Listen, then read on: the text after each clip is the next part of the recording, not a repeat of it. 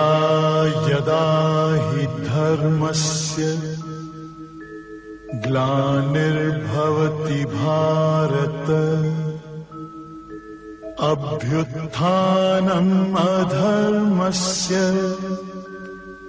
तदात्मानं सृजाम्यहम् परित्राणाय साधूनां विनाशाय च दुष्कृताम्। जो इसको अलग करके जानता है उसका जीवन कुत्ता और सुअर के समान होता है। मतलब क्या हुआ? जब प्रश्न देते हैं, प्रश्न भक्त और भगवान एक ही है। भक्त शरीर और भगवान आत्मा ये ही है जो इसको अलग करके जानता है। उसका जीवन कुत्ता और सुअर के समान होता है। भक्त और भगवान एक ही है। तुम भक्त कब तक हो? तुम हो तो भगवान। तुम यू आर ऑलरेडी गॉड। आप पहले से भगवान हो। और भगवान की महिमा आप जब तक गाते हो तो आप भक्त हो। और गाते गाते लाइन आई है, जानत तुम्ही हो जाई। भगवान की महिमा गाते गाते गाते गाते एक दिन आप ही भगवान हो गए। जो इस रहस्य को जानता है तो वो क्या है? वो भक्त से भगवान हो गया, भगवान है। और जो इसको अलग करता है, भक्त अलग है, भगवान अलग है। गुरु मनुष्य है तो बोला जन्म जन्म हो स्वान, बार बार जन्म जन्म स्वान होता है। गुरु को मानुष जान के जन्म जन्म हो स्वान। वही भगवान तुम्हारे उद्धार के लिए, तुम्हारे कल्याण के लिए पृथ्वी पर तुम्हारे जैसा बन करके तुम्हारे उद्धार के लिए आया है। लेकिन तुम अपने अहंकार में भगवान को पहचान नहीं पाते, जिसके कारण से तुम्हारी दशा भी दुर्योधन जैसी होती है। भगवान कृष्ण जब आए तो अर्जुन ने भगवान कृष्ण को पहचाना, ये भगवान है। और इस नाते वो भगवान के चरणों पर बैठा। और दुर्योधन भी पहुंचा मदद के लिए। वो कहां बैठा? वो बैठा सिरिया में बैठा। क्यों? उनको भगवान जानते ही नहीं था। वो भगवान नहीं मानता तुमको। और भगवान स्वयं उसके पास में युद्ध में लड़ाई झगड़ा न हो, मारी काटे लोग न जाए, तो स्वयं समझौता कराने के लिए कई बार गए, समझाया, बताया कि भाई जो तुमने कंडीशन रखी थी उस कंडीशन के मुताबिक तो पूरा राज्य तुमको देना चाहिए। पूरा नहीं दे तो आधा दे दो। अच्छा आधा नहीं दे तो मात्र 5 गांव दे दो गुजारा बसर करने के लिए। स्वयं पूर्ण ब्रह्म परमात्मा उसको समझाने गए। उसके बाद भी अर्जुन ने, वो दुर्योधन ने क्या बोला? सुई की नोक के बराबर भी जगह नहीं दूंगा बिना युद्ध करे। तो उसका नाम दुर्योधन इसलिए कहा गया कि दुष्ट बुद्धि, विनाश काले विपरीत बुद्धि।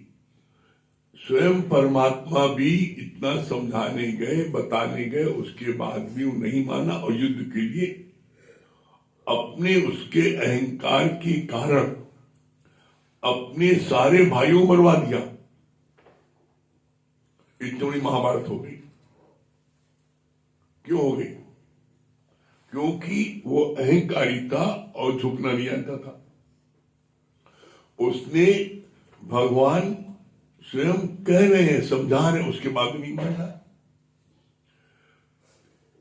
इसीलिए अभी कल परसों भी किसी ने प्रश्न किया था कि आतंकवादी जो है उन्होंने आकर के बच्चे को मार दिया, इतने लोगों को मार दिया, तो ये कर्म नहीं क्या है?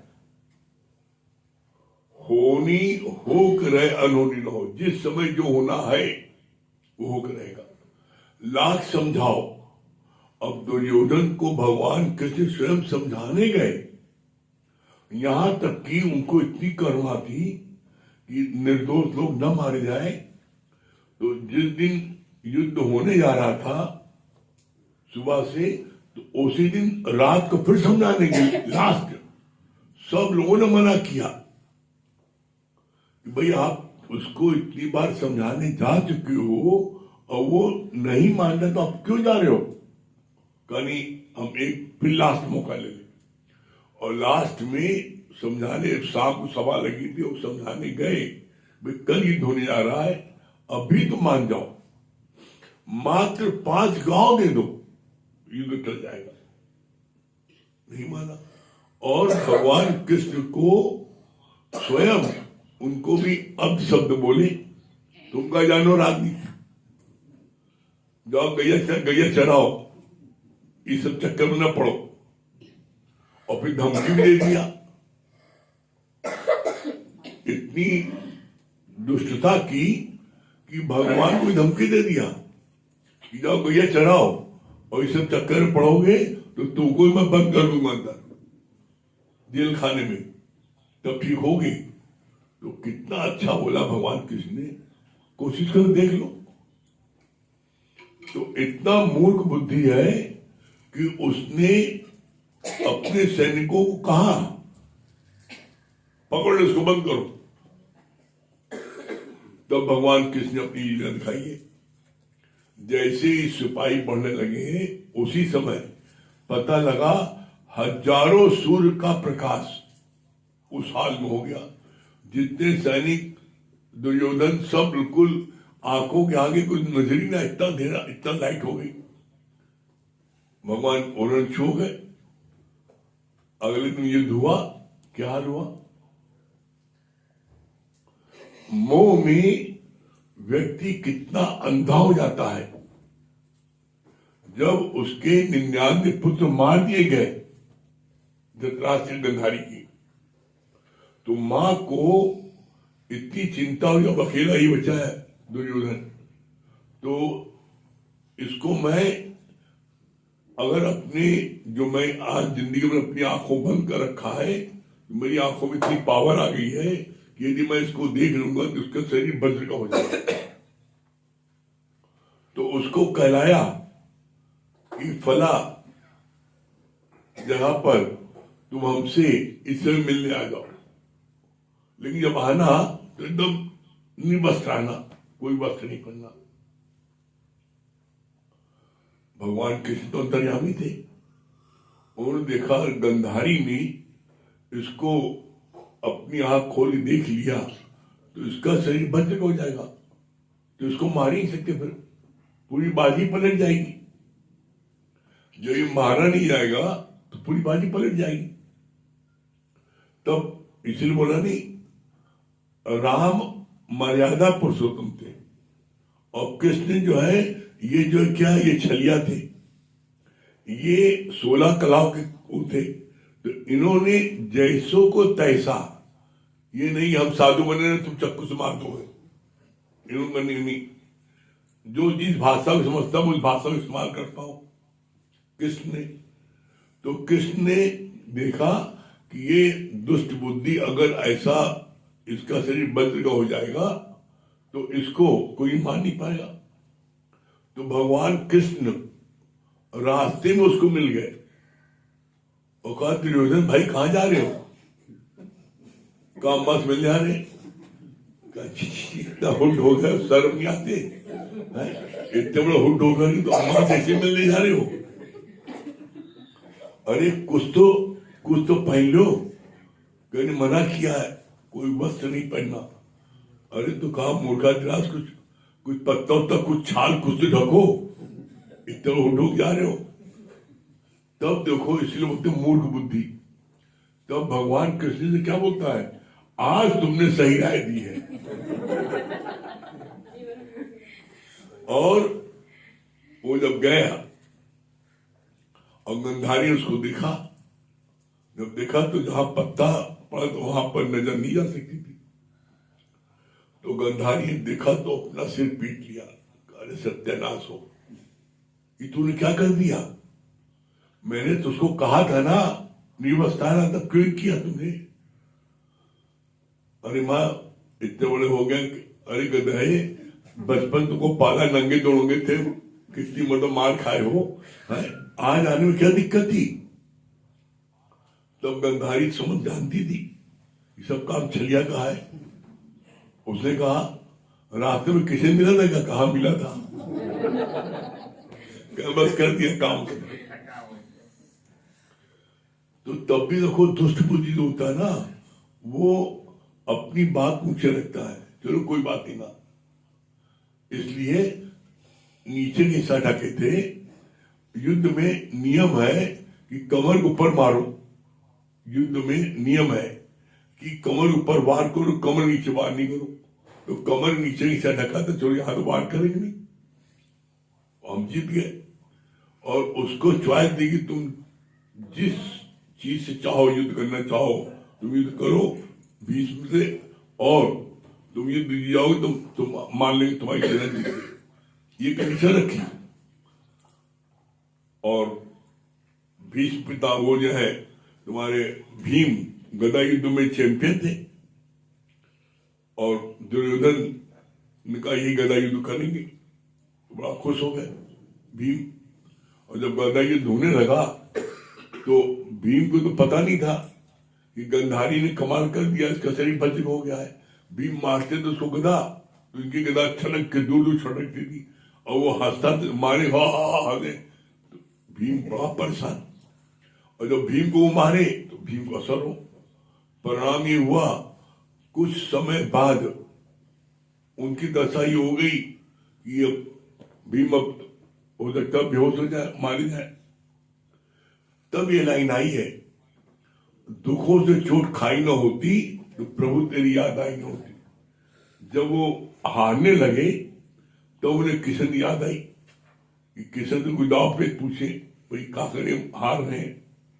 तब उन्होंने किशन को ढूंढा, ऐसे से देखा किशन, तब भगवान किसी मुस्कुराने, और तब भगवान के अपनी दशा देख रहे हो, मार खा रहे, तब भगवान किस मुस्कुराए और मुस्कुराने पर इशारा किया उसके यहाँ जांग मारो।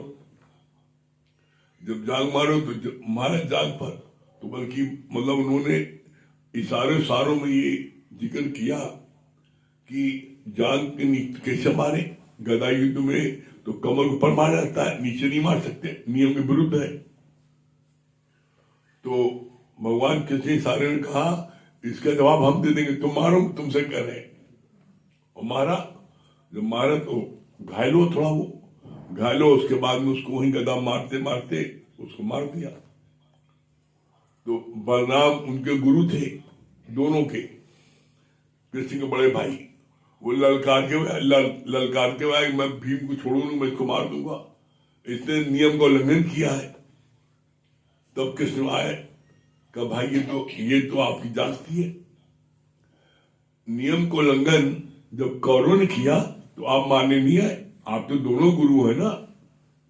जब दुर्योधन ने अर्जुन के बेटे अभिमन्यु को सारे महारथी मिलकर के अकेले मारे, तब आप कहां गायब रहे हो?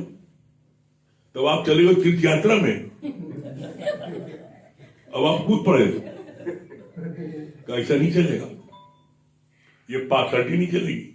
दोनों शिष्य आपके, जब अभिमन्यु को चक्रव्यूह में अकेला फंस गया और सारे दरवाजे तोड़ दिया, अंतिम बाकी था, तो सारे महारथी मिल करके उसको मारा है। उस समय ये बलराम चले गए तीर्थ यात्रा पर, तो आप फिर तीर्थ यात्रा जाओ। अब इसे मैं ऐसा नहीं करेगा कि एक शिष्य गलत करे तो न बोलो और दूसरा गलत करे तो मैं इसको मारूंगा, ये क्या तरीका है। तब बलराम चुप है। तब भगवान कृष्ण से भीष्म ने पूछा, जब युद्ध जीत गए कि हम इतना मार खाएंगे तब हमें उपाय बताओ, पहले कहानी बता दियो। तो कितना अच्छा भगवान ने कहा, पहले तो हम तो देखे रहे हो, पहले तो तुमको अपने गदा में विश्वास था मैं जीत जाऊंगा, और जब मार खाए तब तुमने मैं देखा, जब मैं तब देखा तभी तो मैं तुमको बताऊंगा, और जब मैं तुमसे कह रहा हूं मारो तब भी हमसे करो काहे मारी। तो भगवान कृष्ण ने कभी इस बात की चिंता नहीं की कि लोग उनको बदनाम करेंगे, लोगों की बदनामी करेंगे, लोग कहेंगे जिसको जो कहना कहे, लेकिन मेरी शरण में जो आता है मैं उसकी रक्षा करूंगा। तो भगवान कृष्ण ने अर्जुन को पांडवों की रक्षा की क्योंकि उनकी शरण थे। तो इसीलिए बोला जाता है तेरा कुछ न बिगड़ेगा, सतगुरु शरण आने के बाद हर खुशी मिल जाएगी, कदमों में झुक जाने के बाद। हम झुकते नहीं ना, और लांछन भगवान पर उल्टा लगाते हैं कि भगवान ने जो ना उनकी तो रक्षा की, हमने कहा रक्षा की। तो जैसे जिसकी रक्षा की जैसे उसका समर्पण है, तुम्हारा समर्पण है। अपने में नहीं देखेंगे हम क्या कर रहे हैं, ये जरूर देखेंगे गुरु को भी कि गुरु ने उसका साथ दिया, मेरा साथ नहीं दिया। तो ऐसे में भगवान ने बोला कि जैसा भाव रखोगे वैसा फल पाओगे। भाव तो कुछ नहीं रखो और चाहते हो हमें फल सब मिल जाए, ऐसा नहीं। बहुत से लोगों को ये बड़ी गलत फहमी होती है, वो कहते हैं, क्या बोलते हैं, भगवान मेरा भी जो है जब ये काम कर दे तो हम समझेंगे भगवान, नहीं तो हम तो नहीं समझते। तो कितना अच्छी बात बोली कि भगवान मेरा काम कर दे। तुम भगवान को कंडीशन रखती हो, मेरा काम करे तो हम सत्संग आएंगे, क्यों बताओ। सत्संग काम कंडीशन तो भगवान नहीं माने तुम्हारी। भोले भाव मिले रघुराई और चतुराई से चतुर्भुज न पाई। जो जितना भोला है, जो कंप्लीट सरेंडर कर देता है, भगवान उसके योग से बढ़ा देते हैं। कैसे प्रमाण है देखो। जब युद्ध होने जा रहा था तो अर्जुन भी पहुंचे हैं भगवान कृष्ण के पास सहायता लेने, और दुर्योधन भी पहुंचे हैं, दोनों पहुंचे हैं। भगवान कृष्ण ने पहले अर्जुन से कहा, जबकि दुर्योधन ने बदतमीजी की। दुर्योधन ने कहा, जब भगवान कृष्ण ने अर्जुन पूछा, अर्जुन बताओ कैसे आए हो, तो तिनक के बोला पहले हम आए, पहले हमसे पूछो। तो भगवान उसके इस प्रकार की बेहूदगी से डरे नहीं। उन्होंने कहा, बोला मैंने पहले अर्जुन को देखा है इसलिए मैं पहले अर्जुन पूछूंगा। और अर्जुन पूछा, और अर्जुन पूछा उसको पीछे रहस्य था। अर्जुन को पहला मौका दिया। एक तरफ मेरी अक्षौणी सेना है और एक तरफ मैं अकेला निहत्ता युद्ध में शस्त्र नहीं उठाऊंगा, ये भी कह दिया साथ में। अब इन दोनों में जो तुम्हें लेना ले ले। अगर पहला मौका दुर्योधन को मिलता और उससे ये बात कही जाती तो कहता हम तुम्हें कृष्ण तुम चाहिए या मैं हमें सेना चाहिए, तो अर्जुन के पास ऑप्शन नहीं बचता। तो अर्जुन को पहला मौका दिया गया जानने के लिए इसके दिल में क्या पड़ा है। तो अर्जुन से कहा गया, बताओ एक तरफ मेरी अक्षौणी सेना जो आज तक कभी किसी युद्ध में हारी नहीं है, और दूसरी तो मैं अकेला निहत्था शस्त्र नहीं उठाऊंगा, तो वहां पर तुम्हारा क्या काम है शस्त्र उठाओगे। उसके बावजूद अर्जुन को पूर्ण विश्वास था ये पूर्ण ब्रह्म परमात्मा है। इसी कारण से अर्जुन ने भगवान ने कहा हमें सिर्फ आप चाहिए, हमें सेना चाहिए। कब मैं निहत्था शस्त्र बोला, इस पर फिर आगे डायलॉग बोला भगवान कृष्ण ने, अब तो अर्जुन तेरी हार निश्चित, बोला उसको अर्जुन को, अब तो अर्जुन तेरी हार निश्चित है। जिसकी तरफ सारे महारथी और मेरे छोटी सेना, तेरी हार निश्चित है। अर्जुन कितना सुंदर जवाब दिया, प्रभु अब तो मेरी जीत निश्चित है। क्यों?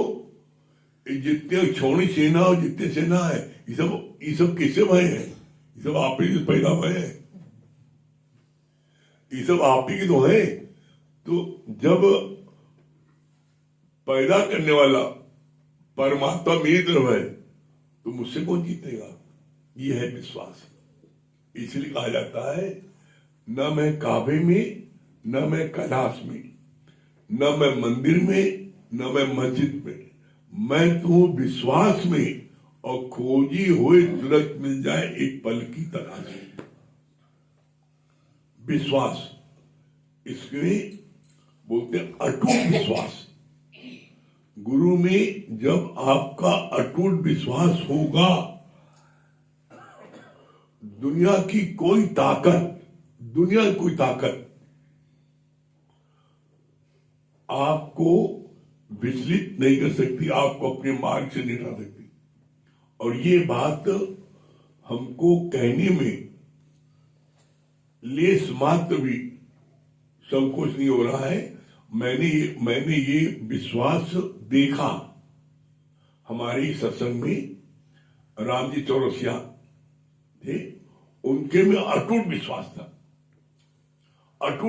था। कोई बात हो बिना हमसे पूछे, कहीं भी कुछ भी करना हो बिना पूछे नहीं करते थे। कोई चीज कितना भी कहीं जरूरी हो, जाना हो, शादी में, विवाह में, कहीं भी जाना हो, मना करते कभी गए नहीं। और उन्होंने एक उनकी अंतिम इच्छा थी, बस एक बात हमसे बोलते थे, गुरुजी बस मेरी दिली इच्छा है कि महेश आगे बढ़े और कहीं भी जाए, मेरी आपसे रिक्वेस्ट है आप उसको जरूर साथ लेते आइएगा।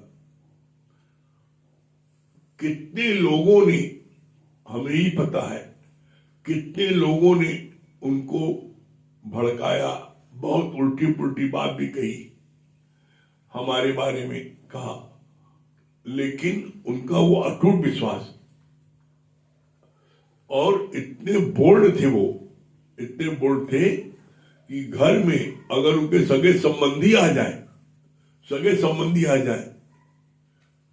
चाहे बेटी आए, चाहे दामाद आए, चाहे संबंधी कोई भी आ जाए घर में, तो उनकी पहली कंडीशन थी सत्संग चलो, उन्हें घर में नहीं रहना है, कहीं और जाके काम करो, हमारे घर नहीं रह सकते। इतने बोल्ड थे। तो जो बोल्ड होता है ना, वो उसके आगे फिर जो ना किसी चल नहीं पाती। और इसका परिणाम ये हुआ कि हम देखते ना कैसे अंतिम समय में वो अपनी मिसेस को बोले था, गुरु जी हमारे को हमको लेने आ रहे हैं, ऐसे अंतिम समय बोले उन्होंने। तो जिसके मन में अंधी श्रद्धा होती है, अटूट विश्वास होता है, प्रेम होता है, तो उसको साक्षात उसको दिखाई पड़ता है उसको, और उसके योगक्षेम का भार गुरु बोला नहीं, भगवान कृष्ण ने, जो ऐसे भगत होते हैं उनका मेरे ऊपर भार है। भगवान, मैं उनके भार को उठाता हूं, योगक्षेम भार मैं उठाता हूं, मैं किसी की जिम्मे नहीं करता हूं। पहले हम अपनी तरफ से ऐसा करें, और देखें आज तक पूरे ब्रह्मांड में किसी के भी मन में ये अंधश्रद्धा, अटूट विश्वास और प्रेम गुरु प्रति रहा हो, और इस ब्रह्मांड में किसी एक को भी धोखा मिला हो, और उसको मोक्ष गारंटेड है। मोक्ष गारंटेड है। क्यों? क्योंकि अंतिम समय में गुरु उसके कानों में जाकर खुद बोलता है, हरि बोलो। इसीलिए बोलते हैं गुरु को मानुष जान जन्म जन्म स्वान। जो ऐसा जानता है वो जन्म जन्म स्वान होता है। और गुरु को भी आने की आवश्यकता नहीं थी। वो तुम्हारी पुकार सुन करके,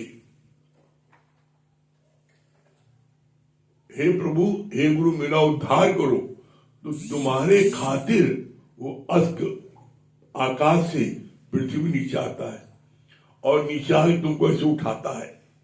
तुम दलदल में फंसे हो, धंसे हो, और दलदल में फंसा हुआ व्यक्ति जितना निकलने की कोशिश करता है उतना दलदल में वो फंसता जाता है।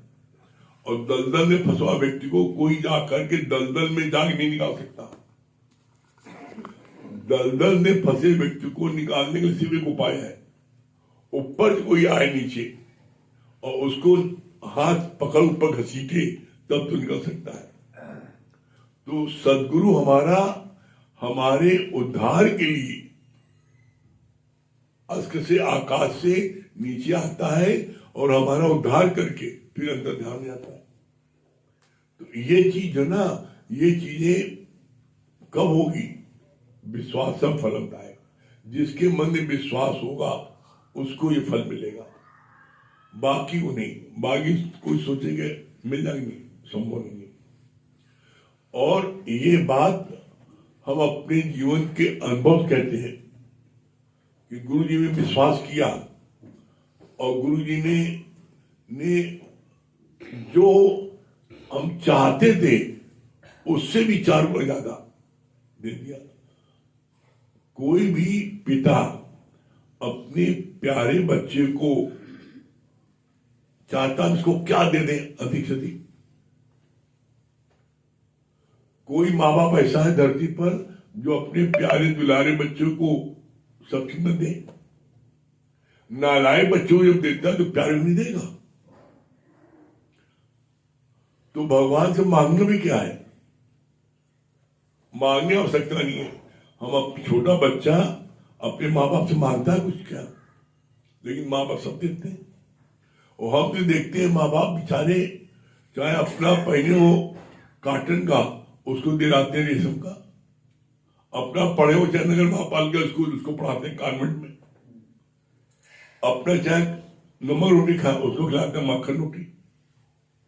देखो आप किसी माँ बाप देख लो, उनका बिठवा गोदी में रहेगा, कितना बड़ा सूट पहने रहेगा, वो बेचारे फटी धोती पहनी।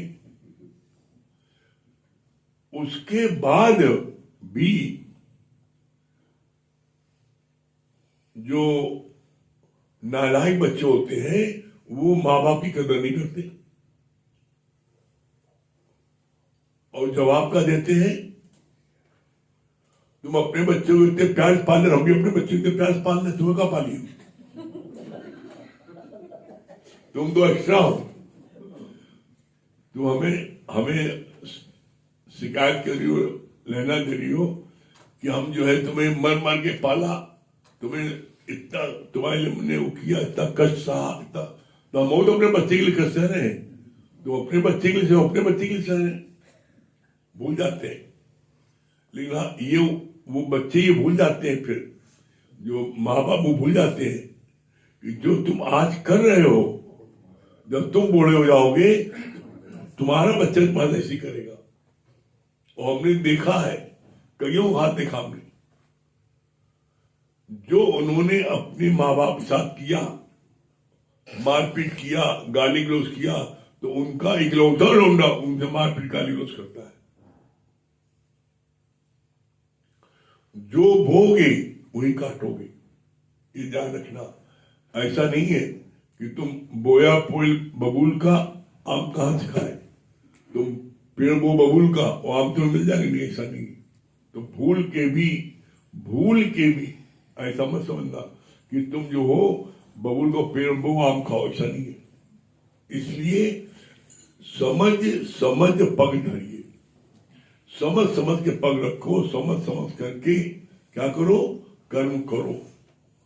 बिन भोगे छूटे नहीं कर्म गति मान, कर्मोगत इतनी बलवान है, बिना भोगे छूटे ही नहीं। इसलिए समझ के जो भी कर्म करो, बड़ा सोच विचार करो कि इस कर्म की हमें इसका फल मिलेगा जरूर।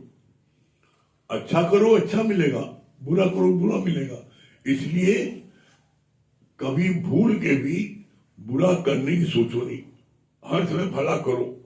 और गुरु ने क्या बोला, तुम सबका भला करते जाओ, भला करो और भला को उल्टा कर दो, लाभ किसको मिलेगा? तो तुम्हें नहीं, जो भला करेगा उसको मिलेगा। हाँ, जो भला करेगा लाभ उसको मिलेगा। ये नहीं कि भला करे चित्रा और लाभ मिल जाए पंडित जी मार नहीं सकी। ठीक है, बाकी आगे अभी भैया बताएंगे।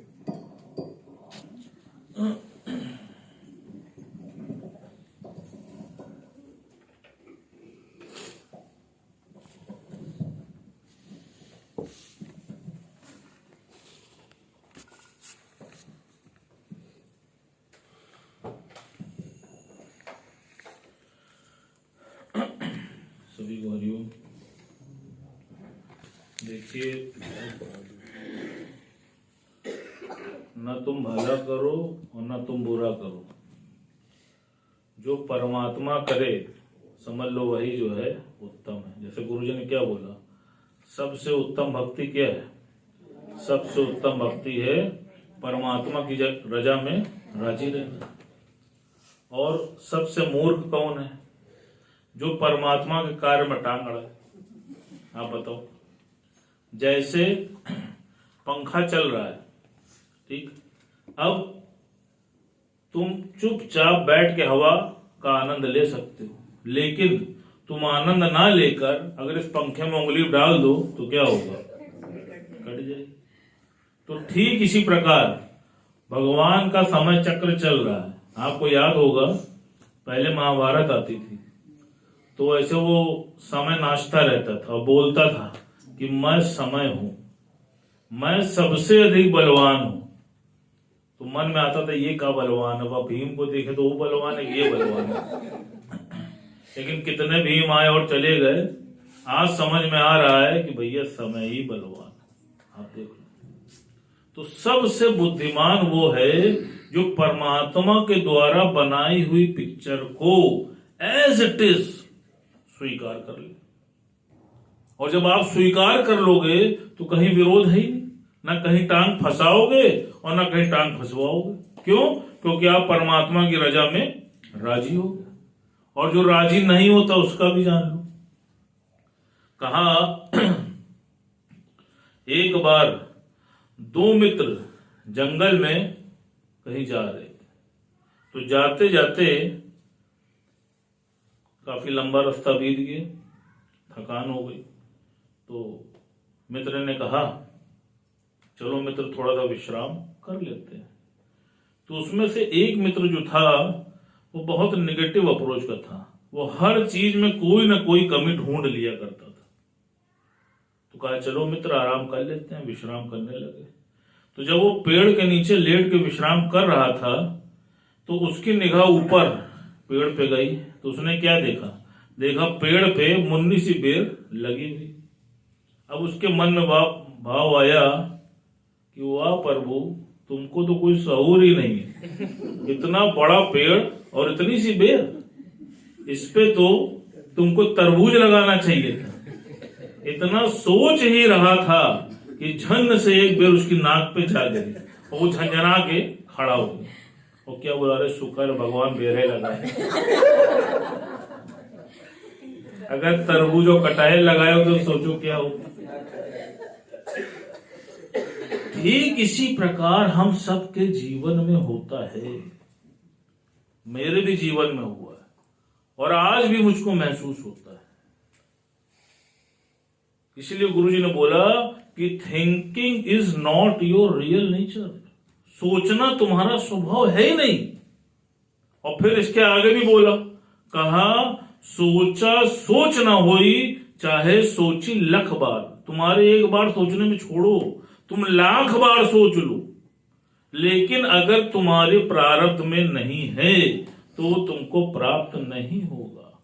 ये बात अज्ञानता में नहीं समझ आती थी, ज्ञान में आने के बाद ये बात सहज स्वीकार हो गई। इसीलिए आप देखो कि आपके अंदर भरपूरता महसूस होती है। क्यों? क्योंकि आपने अपनी मर्जी को भगवान की मर्जी से मिला दिया। और पहले क्या था? पहले भगवान की मर्जी कुछ और आपकी मर्जी कुछ और। जैसे कोर्ट में आप अर्जी देते हो, खारिज हो जाती है, क्या होता है? अगली तारीख जाओ। उसी तरह अगला जन्म जाओ, फिर कुत्ते के जन्म में जाओ, बिल्ली के जन्म में जाओ। आप देखो, सिर्फ तुमने करा क्या? सिर्फ तुमने अपनी मर्जी को भगवान की मर्जी से मिला दिया। आप देखो, आज भी आप अगर डीपली सोचो, कई बार बच्चा छोटा होता है तो वो मां से चाकू मांगता है, मां मुझे चाकू दे दो। उस समय उसका विवेक कह रहा है कि चाकू से खेलने में आनंद आएगा, लेकिन उसकी मां उसको चाकू नहीं देती। बड़ा पीड़ा होती है, बड़ा क्रोध आता है।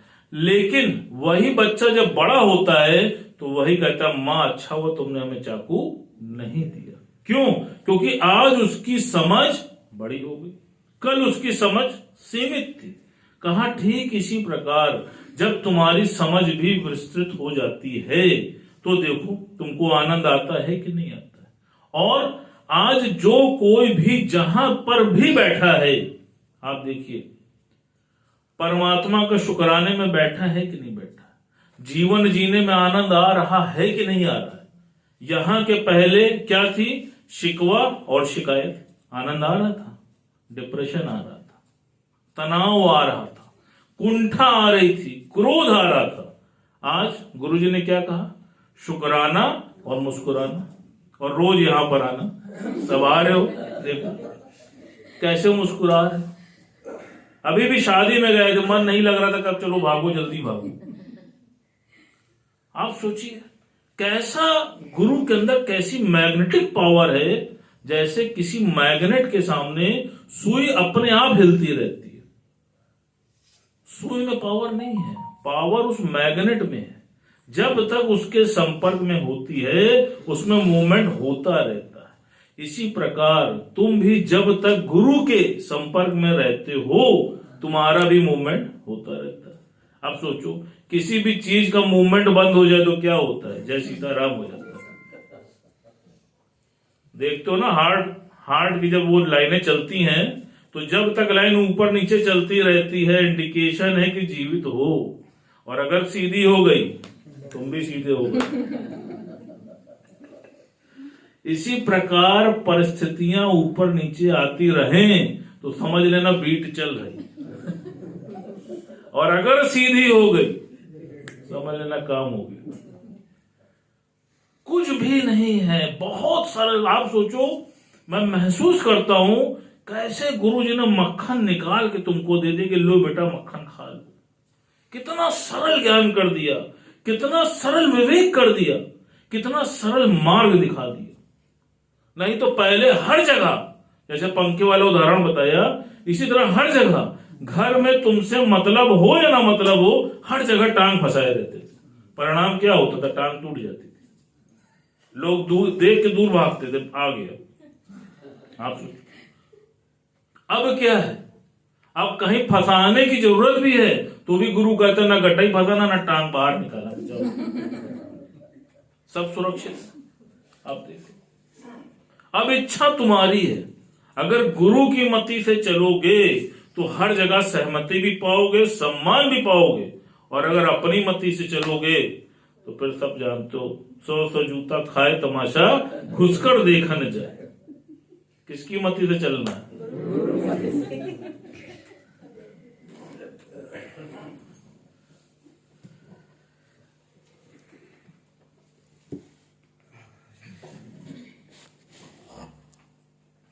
सभी को हरिओम, राम राम। कुछ ऐसी कसक तूने मेरे दिल में जगा दी है, और कुछ ऐसी कसक तूने मेरे दिल में जगा दी है।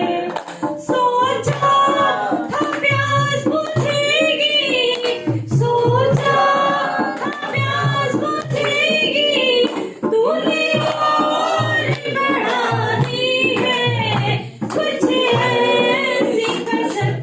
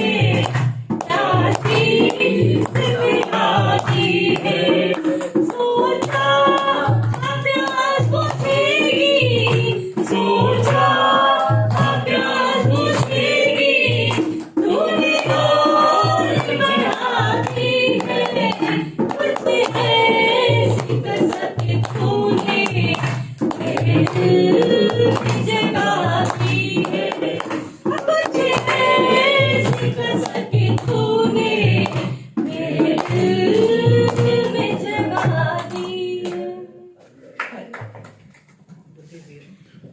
दुर्गेश भैया दिल्ली